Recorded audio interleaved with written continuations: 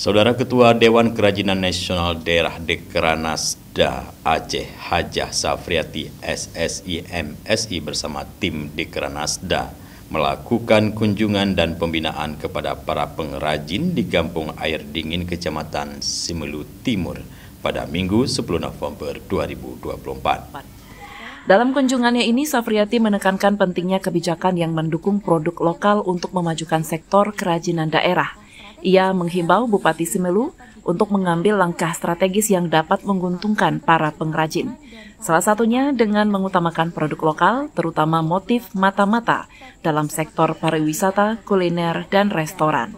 Hajah Safriati mengungkapkan kebijakan yang tepat akan memberikan dampak besar bagi pengrajin lokal, memungkinkan mereka untuk berkembang dan bersaing, terutama jika produk mereka digunakan di sektor-sektor seperti pariwisata dan perkantoran.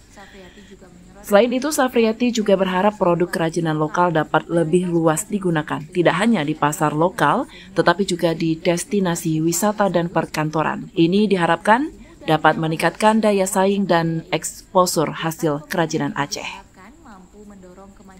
Namun Safriati juga menyoroti pentingnya peningkatan kualitas teknis dalam pembuatan motif kerajinan, seperti ketelitian dalam menggambar motif yang harus simetris dan akurat. Ia menegaskan bahwa pembinaan bagi para pengrajin sangat diperlukan agar produk yang dihasilkan sempurna.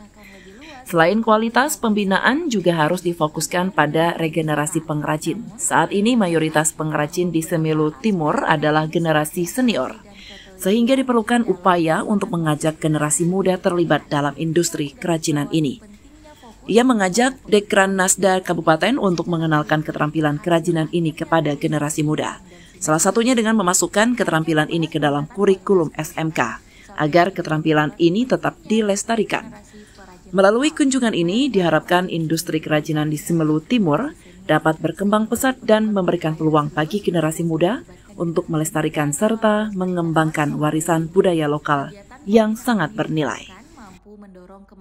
Dari Simelu, Tim Liputan Aceh TV melaporkan.